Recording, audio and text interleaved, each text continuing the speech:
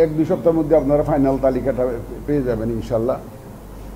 এবার তো আপনারা ওই যে আপনারা জেনেছেন যে ইয়াঙ্গার জেনারেশনকে যারা মাঝপথে 18 বছর পূর্ণ হবে, ধরেন যদি ফেব্রুয়ারিতে ইলেকশন হয়, আমাদের তো ফেব্রুয়ারিতে ইলেকশন করতে হবে।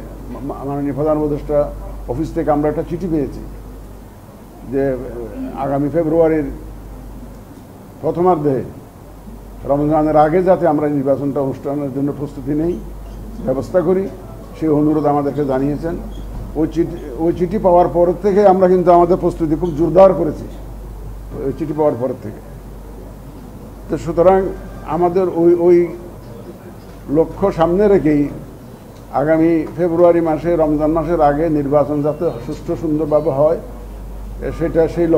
সেটাকে সামনে রেখে আমরা প্রধান উপদেষ্টার ঘোষণা অনুযায়ী আমরা সেভাবে প্রস্তুত হয়েছি। ভোটার হালনাগাদ হয়ে গেছে ইনশাল্লাহ।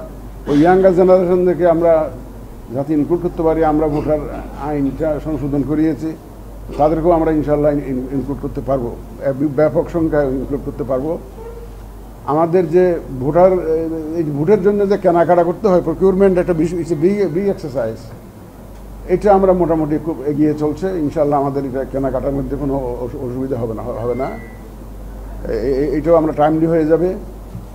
আপনারা দেখেছেন যে আমরা ওই যে পার্টি রেজিস্ট্রেশনের জন্য এখন মাঠ পর্যায়ে 22টা দলের জন্য মাঠ পর্যায়ে ভেরিফিকেশনে আছে।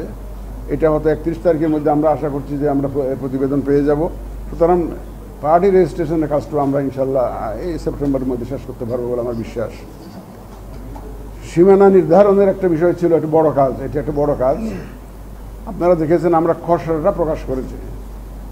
এটা যেটা আমরা করেছি কি, এই জন্য অনেক আমরা আবেদন পেয়েছিলাম, সীমানা নিয়ে আপত্তি পেয়েছিলাম, প্রায় 1500 দরখাস্ত পেয়েছিলাম, সম্ভবত 71টা মোর দেন 70 কনস্টিটিউয়েন্সি ঘিরে এই আবেদনগুলো পেয়েছিলাম।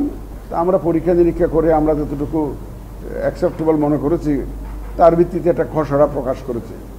এটা একটা ড্রাফট। আগামী রোববার থেকে কিন্তু শুনানি শুরু হচ্ছে আমাদের। এই যে এই খসড়ার উপরে যাদের আপত্তি আছে, যাদের কোনো বক্তব্য আছে, এইটা দেওয়ার জন্য আমরা এই যে আমি তো কালকে ইনশাল্লাহ সকালে গিয়ে আমাকে শুনানিতে বসতে হবে, ফুল কমিশন শুনানি দেবে এবং এই খসড়ার উপরে আমাদের আগামী বুধবার পর্যন্ত এই শুনানি চলবে। তারপরে আমরা একটা ফাইনাল এটা কনস্টিটিউয়েন্সির এইটা ডিক্লারেশনটা করে দেবো। তাহলে একটা বড় কাজ আমাদের হয়ে যাচ্ছে। আমাদের ভোট কেন্দ্র বাছাই কাজ চলছে। এই আসলে কিন্তু এই যে ভোট কেন্দ্র বাছাই এবং ইত্যাদি লোকাল লেভেল প্রস্তুতি জানার জন্য কিন্তু আমার এখানে আগমন। আপনারা ওই আইন শৃঙ্খলার প্রথম ডিসিএসপিদের কথা বলি, আপনি যে বললেন যে ওদের বদলাবেন কিনা, আমাদের তো সেটা তো প্রক্রিয়া, এটা কিন্তু রেগুলার এক্সারসাইজ। যারা অতীতে এ ধরনের কাজে সম্পৃক্ত ছিল তাদের তো আর পদায়নের প্রশ্নই আসে না। কিন্তু আমরা যথাসম্ভব একটা সুষ্ঠু নির্বাচনের জন্য সুন্দর নির্বাচনের জন্য যে ধরনের কর্মকর্তাকে পদায়ন দরকার আমরা খোঁজখবর নিয়ে, একদম মাঠ পর্যায়ে খোঁজখবর নিয়ে সেই ব্যবস্থা আমরা করছি ইনশাল্লাহ।